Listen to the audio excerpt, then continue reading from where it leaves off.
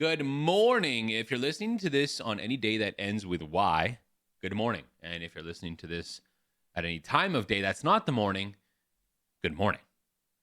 Welcome back to another episode of Formcast. Thank you so much for listening on Spotify, Apple Podcast, and of course, watching, listening on YouTube. If you haven't subscribed to the YouTube, please do so. All episodes online. Today, I didn't really know what to talk about and figured, why not talk about something that happened to me yesterday, and also just kind of generally what's happening in the stream world, Twitch, Kick stuff. It was TwitchCon recently. Kick is announcing some more partners soon. The platform is making some changes, this and that. And then I got a noise complaint, sort of.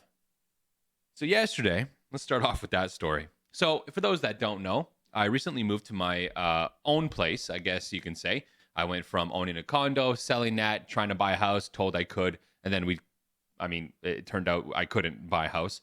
I had to stay with my parents for a while at 33 years old. It's not the thing that I wanted to do, but it was the only viable option. And of course, it was pretty cheap, even though I helped out as much as my parents would let me, I guess you could say. I have a mother who doesn't know how to accept things like money for helping me out. That's my virus threat protection. Don't worry. We're all good. We're all good.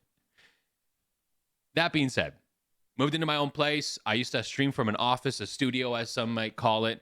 Obviously got rid of that because I have a place now that has 2 bedrooms. I used one to sleep and one was empty, and I turned it into an office. I turned it into my stream room. Why am I going to pay rent somewhere else if I can just stream from home? Which has been absolutely amazing. Going from an office to having to travel to stream and travel to work and travel to even just game out. I can now, if I have a half an hour, I could jump on a game if I really felt like it, or if I needed to. If I'm grinding a game or something like that, I need to up my levels. Well, I got 45 minutes before I got to go somewhere. Why not? It's been absolutely great. Yesterday, though, so I live in this place. I live in more of a townhouse. It's not an apartment in a building or like that. It's my own place. It's my own house, but it is attached to 2 units to my right. Left, whatever. It's attached. I'm on the end of it, but there's one in the middle and one on the other end of this building, right? This house. So yesterday, I go out to take the recycling out. It's recycling today, so I figured, you know what? Let's do that last night as I'm on my way out to hockey. And my neighbor, who's attached to me, says, straight, this is an exact quote. Tyler, that's my name, by the way, if you don't know. Tyler, I don't know if you're just an enthusiastic gamer. And I stopped her right there and I said, you can hear me? And then her face, she said, oh yeah. Like, and the combination of that with like the, oh yeah, with her face that she made. And this is like, she's an older lady. I'm going to say like late 50s. I don't know what she does. She's always home. I don't know. Anyways, at the end of the day, I hope she can't hear me right now.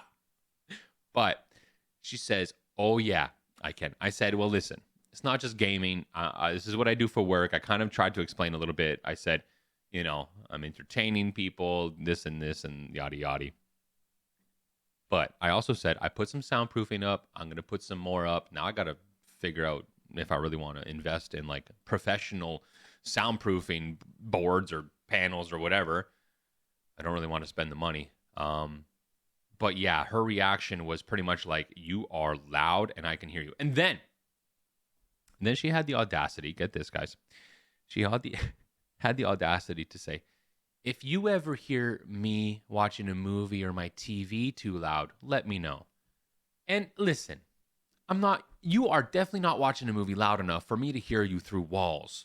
Okay, this is a building that was built in 1907. We are 2023. There is hard concrete. There are layers of bricks and blocks. These things were made structurally sound back in the day. Like my basement looks like a dungeon with like rock walls and everything, right? There's no sound that's getting through if it's relatively low. So I felt like she said that as in like, if I'm too loud, you know, let me know. It's like, you know, you're not too loud. Don't rub that in my face because I'm trying to entertain people for a living. I know I have a microphone and I don't have to be super loud, but I mean, I'm just a very eccentric, hyped up type streamer. And that's my thing. So I don't know if it's going to continue or not, but I got to be a little bit conscious about other people, I guess. Um, so I guess the downside of streaming from where I live is the fact that I do have a shared wall, and apparently I can be heard. That being said, I mean, hey, I got a noise complaint at the office too once. I might as well keep up the reputation. That being said, in the world of streaming, TwitchCon was this past weekend. It looked like so many people had tons of fun. I was very jealous of all my friends that could go, that were sharing pictures, that were coming into the stream and Discord and sharing their experiences. So many people met so many other people. Very jealous, very jealous. I told myself I wouldn't go. It was in Las Vegas this year. It's very expensive to fly from Canada, especially for myself because I live 3 hours away from the airport that I would fly out of in Toronto. I'm in Ontario, Canada. So it's difficult for me to justify the hundreds of dollars for a hotel and the gas to get to Toronto, first off, then the $1,000+ flight. This is all Canadian, of course, but $1,000+ flight to go to Las Vegas and back, plus the accommodations in Vegas, plus TwitchCon, plus the food, plus these souvenirs, all these things, right? Like I'm looking at like $4,000 just, to do a weekend. So, and I know people said you should go for longer and make it more worth it. Your flight doesn't change necessarily depending on how long you stay. It's just your accommodations and stuff, which some people offer to share things and split things. And back when I had to make a decision months and months and months ago, I just wasn't ready to. So, but that being said, TwitchCon came. They announced a few things. The biggest thing probably is that TwitchCon, Twitch announced, so the CEO announced that they now allow multicasting, simultaneous streaming, so you can stream on Twitch and any other platform, not just mobile first platforms like TikTok and Instagram, but you could go live on Kick, you can go live on Facebook, YouTube, at the same time you are live on Twitch. Now, I haven't necessarily personally looked into it too much because I don't think multi-streaming is good for me. I don't think multi-streaming is something that will perhaps allow me to grow. I think you're just splitting up your audience, and I don't think you're able to give your full attention to one platform, which I think if you want to do something right, in my personal opinion, you should be driving your traffic to one place, not multiple spots, and trying to divide your attention and your energy. But that's me. Also, you need to have a pretty decent setup to stream, like which I think I would, but to stream on multiple platforms at the same time and do all that kind of stuff. That being said, there's a few rules, like you can't have other chats on your stream. You can't have, for example, the Kick chat on your overlay while live on Twitch. You can't direct people on Twitch to go to your other chats, your other stream platforms. You can't tell people on Twitch to go to Kick because you're live there as well. So there's a few rules that I think a lot of people didn't really look into. But at the end of the day, they did make a step forward. They took a step forward, which is pretty big for Twitch, in saying that they are allowing multicasting at this time. That being said, this comes off the back of the day before TwitchCon, Mr. Nick Merckx. Yes, the Warzone Apex gamer extraordinaire, the face of FaZe, Nick Merckx has officially signed a deal with Kick. Non-exclusive, 1 year, $10 million contract to stream over on that platform. Now, me personally, and I think a lot of people still, a lot of viewers anyways, when they look at going to look at a stream, I think Twitch or maybe YouTube is the primary thing. Kick is still new. It hasn't even been a year yet. It'll be a year, I think, in March. So it's coming around. The months are going quite quickly. But that being said, Nick Merckx signing to there brings over a lot of people. However, I don't believe personally Nick Merckx's audience is looking to find anybody else. They're not looking to find small streamers. They're not looking to find other types of streamers. They are Nick Merckx fans. They watch Nick Merckx for a reason. I used to watch Nick Merckx quite often. I like his humor. I like how blunt he is. I like how straightforward he is. And on top of that, he's a great gamer. He knows what he's doing. He plays with some awesome people. Obviously, he's in the circle of Tim and Dr. Disrespect and all that kind of stuff, which I think is awesome. I think they're the top FPS content creators out there personally in terms of personality plus game skill. But this signing is pretty big, and it comes on the cusp of the next day TwitchCon started. So Twitch then announces this multicasting thing, and I think that's their hope of trying to retain some of their streamers and content creators And me personally, I still love Twitch. I know that the 50-50 split is not fun. For example, this month we've just broke over 550 subs on the month on Twitch. We still have a week left or whatever, but that 550 is double the amount of revenue that I would see over on Kick. If they were on Kick, right? So I'm doing both still. However, it is when you have something to compare to, you realize, wow, it is a lot less than what I could make on another platform. However, being on another platform, I'm a prime example of this, doesn't necessarily mean that people will just all of a sudden start supporting over there. Kick still does not have PayPal. Kick still has not released their API. There are no integrations. There are far less features. It's far less smooth. People still have issues chatting.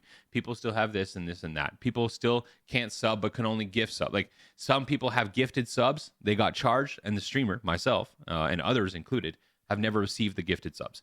So there's these things that I think never get addressed because I've contacted them, I've tweeted them, and nothing really gets talked about, to be honest. The only thing that gets talked about is if it's in the positive, and that's kind of what I've seen on Twitter. Anyways, so that being said, quite a few changes in the streaming world. I think the platforms are still fighting. I mean, TwitchCon happened, and Aiden Ross went to TwitchCon, got kicked out. They went in with like kick shirts and stuff. They were all complaining about getting kicked out. But honestly, I know it's not against the rules or whatever rules they had. But I think Twitch is probably trying to control any potential explosions, I guess you can say, any potential damage being made to their events, to their conferences, to their brand, to their company, to their business, by just being, you know what, we're going to take this away. We don't care if we run the show. We're going to make the rules. We're going to make exceptions as to why someone's going to get kicked out, even if you didn't do anything. So, I mean, you can make a fuss about it, but it is what it is. At the end of the day, that's kind of what the last week has been about. The battle continues. TwitchCon looked really fun. I think I'm going to try and go next year. A lot of people from the community want me to go to Texas just to visit and all these things. I think the time for travel has obviously been halted. Winter's coming. Weather everywhere else is kind of not going to be the best, obviously, over the next handful of months. Obviously, I'm busy here with, the holidays and all that kind of stuff. I don't really go away from the whole fam jam during the holidays. We all like to do things together.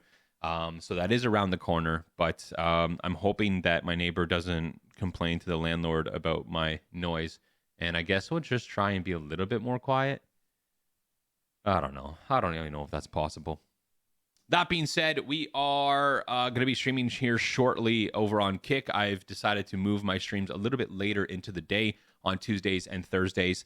So that way I can let people wake up a little bit more. And this allows me to go to the gym, start my day on a positive note, get a good breakfast in rather than rushing to stream and then trying to fit everything in the afternoon. It's just a little bit better that way. So, again, if you want to watch all episodes, listen to all episodes of this podcast. They are on YouTube, lxFORMIDABLExl, on all socials.